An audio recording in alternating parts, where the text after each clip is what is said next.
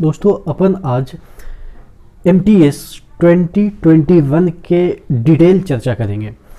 आप लोग में से बहुत सारे, जब मैं पेपर कटिंग दिखाया था कि MTS का वैकेंसी 2021 में फरवरी में नोटिफिकेशन आने की संभावनाएं हैं, जैसा कि पेपर में दे रखा था, तो बहुत सारे लोग ये बोले थे। हो सकता है कि बहुत सारे बिगिनर होंगे, नए होंगे, तो उनको उतना पता नहीं है। बहुत सारे लोगों को पता भी होगा। तो जो नहीं पता है उनके लिए ये वीडियो मैंने बना दिया है, क्योंकि आप ही लोग में से बहुत सारे लोगों ने पूछा है कि इसकी जॉब प्रोफाइल क्या है, जॉब लोकेशन क्या है, कट ऑफ कितने जाते हैं, किस तरह के क्वेश्चन पूछे जाते हैं। मतलब कि बहुत तरह के जो इसमें आपके क्वेरी हैं, डाउट है, वो मैंने कवर करने की कोशिश की है इस 2021 के MTS जो एग्ज़ाम है होने वाले हैं उसके बारे में। ठीक है, तो एक एक चीज़ों को हम यहाँ पे डिस्कस करते हैं। देखिएगा, अगर हम टोटल वैकेंसी की बात करें तो 8000 प्लस ही वैकेंसी आने वाली है। ये उस पेपर कटिंग में दे रखा था, तो 8000 प्लस काफ़ी वैकेंसी हो जाते हैं अगर हम बात करें, क्योंकि बहुत सारे वैकेंसी तो 1000-2000, जैसे IB का वैकेंसी आया हुआ है 2000 के समथिंग है, यानी कि इंटेलिजेंस ब्यूरो की वैकेंसी की हम बात करें तो। लेकिन यहाँ पे 8000 वैकेंसी है। ठीक है, अगर एलिजिबिलिटी क्राइटेरिया की बात करें कि कौन से बंदे इस फॉर्म को अप्लाई कर सकते हैं, तो नथिंग मतलब कि ऐसा कि ये चीज़ होना चाहिए, वो चीज़ होना चाहिए, ये डिग्री होना चाहिए, वो डिग्री होना चाहिए, यानी कि पढ़े लिखे हैं तब भर सकते हैं। पढ़े लिखे इन द सेंस कि 10वां तक को ही हम लोग पढ़े लिखे बोलते हैं। ठीक है, अगर 10वां से नीचे है तो उसका तो जनरली सर्टिफिकेट भी नहीं मिलता है। ठीक है, तो यानी पढ़े लिखे यानी कि 10वां पास हैं तो आप इस फॉर्म को फिल कर सकते हैं। ठीक है, ठीक है। एज क्राइटेरिया की बात करते हैं। एज क्राइटेरिया 25 बरस है। 25 बरस किन के लिए? जनरल वालों के लिए। अगर हम OBC की बात करें तो +3 हो जाता है।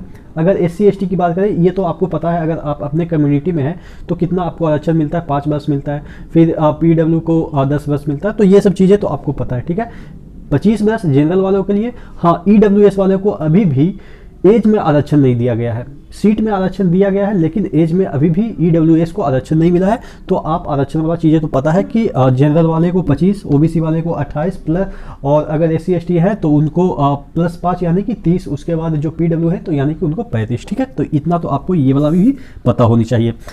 टाइप किस तरह के इसमें मतलब कि पेपर होते हैं। देखिए, इसमें 2 पेपर होते हैं। ठीक है, अब 2 पेपर सुनते ही दिमाग में आएगा कि मेंस होता है। मेंस ऐसा कुछ सेंस नहीं देता है, क्योंकि मेंस में क्या होता है कि आपके नंबर जुड़ते हैं।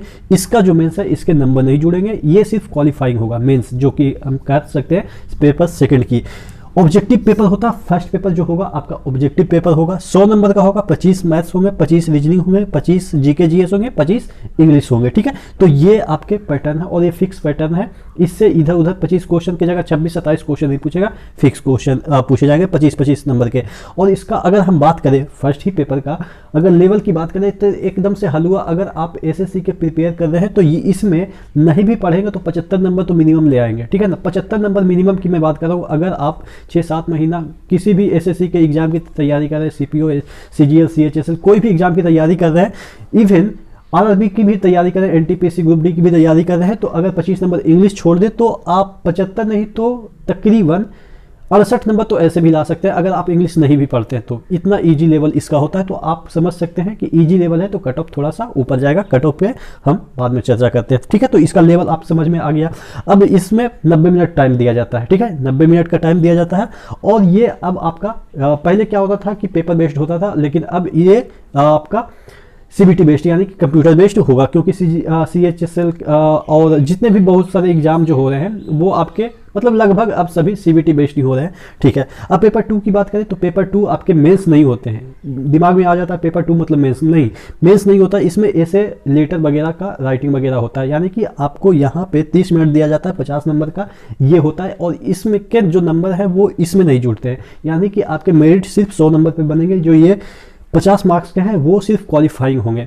और ये जो ऐसे लेटर वगैरह है वो आप अपने लैंग्वेज में, जो संविधान के 8वां जो अनुसूची है उसके अनुसार 22 भाषा हमारे संविधान में है, उसमें कोई भी भाषा में आप ऐसे राइटिंग जो भी आपसे क्वेश्चन पूछे जाएंगे उसमें लिख सकते हैं। ठीक है, तो ये क्वालिफाइंग है, इसके मार्क्स नहीं जुड़ेंगे। कब जो जुड़ते हैं, ये जब ये वाला जो मार्क्स है ना वो जब मैच हो जाते हैं ना, तब उस सेंस में, एक्सट्रीम सेंस में, जब 2 लोगों का ये वाला मार्क्स सेम हो जाता है और मेरिट बनाना होता है, एक को छांटना होता है, तब जाके इसका यूज किया जाता है। जनरली इसका यूज होता नहीं है। ठीक है, आगे बात कर लेते हैं सैलरी की प्रोफाइल की। अगर सैलरी इसकी बात करें तो 7th पे कमीशन के अनुसार इसकी सैलरी अप्रॉक्स 25,000+ बन जाती है। ठीक है, अगर पे ग्रेड की बात करें 1800 पे ग्रेड है।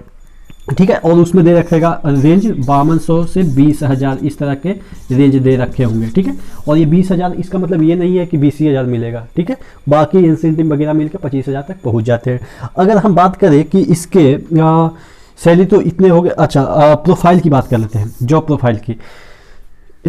ऑफिस असिस्टेंट, यानी कि जितने भी आप देखेंगे कि बड़े बड़े क्लर्क होते हैं, ऑडिटर होते हैं, ये सब चीज़ें होते हैं, मतलब कि जो CGL से या CHSL से नियुक्त होते हैं, उनका आपको असिस्टेंट के तौर पे काम करना पड़ता है। जैसे बहुत सारे आपके ऑफिस में होता है कि ये आप कर सकते हैं, स्कैनिंग मशीन होता है, मेलिंग का काम होता है, या वहाँ पे प्रिंटिंग का काम होता है बहुत सारे कागजात को, तो वो सभी काम ऑपरेट करने का इन्हीं का होता है। अब ये इसमें बहुत सारी अवधारणा ये बन जाती है कि जो बड़े ऑफिसर होते हैं उनके लिए पानी लाने का काम करता है, चाय पिलाने का काम करता है। नहीं, वो जॉब प्रोफाइल है ही नहीं। ठीक है ना, वो कोई भी आप गवर्नमेंट सेक्टर में है तो वो वाला काम एक गवर्नमेंट जॉब मतलब होल्डर का नहीं होता है कि किसी को चाय पिलाओ, किसी को पानी पिलाओ, किसी को पैर दबाओ, ये वाला प्रोफाइल कहीं नहीं होता। वो जो करते हैं या करवाते हैं वो इलीगल होता है।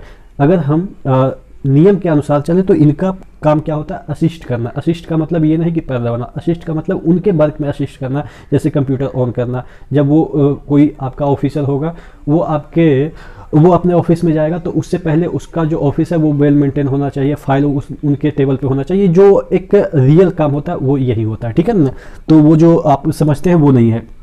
लोकेशन की बात करें तो आपका जो जॉब लोकेशन है कि कहाँ पे पड़ेगा, पैन इंडिया, यानी कि कहीं भी आपको इंडिया में दिया जा सकता है। ठीक है, लेकिन ये डिपेंड करता है आपके मार्क्स पे कि आप कहाँ चाहते हैं। अगर आप पटना के निवासी हैं और पटना में ही जॉब चाहते हैं कि पटना में ही मेरा ये MTS का जॉब हो जाए, तो आपको एकदम से हाईएस्ट नंबर लानी होगी। यानी कि हाईएस्ट, इसमें क्या होता है कि आप चूज कर सकते हैं कि आपको कहाँ जॉब करनी है। आप चूज करके दे देंगे, आपके ज़्यादा नंबर आएंगे तो आपके मनपसंदी जगह पे आपको जॉब मिल जाएंगे, नहीं तो कहीं भी आपको भेज सकता है। अगर सिर्फ कट ऑफ क्लियर किए हैं, आपको सिर्फ मेरिट में आए हैं तो आपको कहीं भी भेज सकता है, दूर दराज क्षेत्र में। लेकिन अगर आपके नंबर ज़्यादा हैं तो आप अपने अनुसार जो लोकेशन डालेंगे वो भी आपको मिल सकता है। ठीक है, तो ये डिपेंड करता है आपके नंबर पे कि कहाँ पे आपका लोकेशन होगा। कट ऑफ की बात करें तो जनरली इतना इजी पेपर होता है कि जनरल कैंडिडेट का 82 के अराउंड में जाता है। अगर हम OBC की बात करें तो 80 नंबर के अराउंड, अगर EWS की 78 के अराउंड जाएगा, और SC की 75 और ST की 69। और ये जो है नॉर्मलाइजेशन मार्क्स इसमें होते हैं। अब ये इसमें नॉर्मलाइजेशन मार्क्स होते हैं, लेकिन इतना आपको रॉ नंबर लाना पड़ेगा। अगर ज़्यादा पेपर टफ आ जाता है तो हो सकता है कि थोड़ा इसमें कम जाए, लेकिन जनरली ऐसा कभी देखा नहीं गया है कि पेपर इसमें टफ आए। टफ अगर पूछ देगा तो MTS नहीं, वो CHSL का या CGL का हो जाएगा। ठीक है ना, तो इसमें पेपर हमेशा इजी आते हैं। इसी वजह से आप देखेंगे कि कट ऑफ रॉ नंबर ही इतना ज़्यादा है। ठीक है, 8,000 वैकेंसी होने के बावजूद इतना कट ऑफ क्यों जा रहा है। अगर आपसे पूछ दिया जाए कि वर्तमान में भारत के राष्ट्रपति कौन है, वर्तमान में भारत के प्रधानमंत्री कौन है, और ऐसे क्वेश्चन पूछे जाएंगे तो ऑब्वियस है तो कट ऑफ तो ऊपर जाएगा ही। तो आप कट ऑफ देख के ये निर्धारित मत कीजिएगा कि इसमें सिलेक्शन नहीं होगा। सिलेक्शन होगा, क्यों? क्योंकि ऐसे ही क्वेश्चन पूछे जाते हैं कि आप कुछ भी नहीं पढ़ेंगे फिर भी आप कम से कम तो 65-70 तो आराम से कर देंगे। ठीक है ना, तो आप समझ सकते हैं कि इतना कट ऑफ जाता है। अगर हम बात करें कि इसका फीस कितना है तो फीस आपके इसमें 100 रुपया है।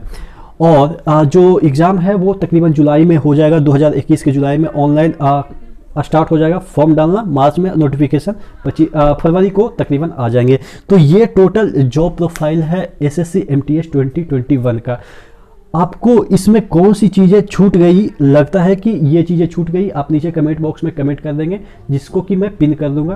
क्योंकि बहुत सारे ऐसे चीज़ें भी हो सकती है कि मुझसे छूट गई होगी और आपको पता होगा, तो आप नीचे कमेंट बॉक्स में कमेंट कर दीजिएगा। वीडियो कैसा लगा आप ज़रूर नीचे कमेंट बॉक्स में बताइएगा।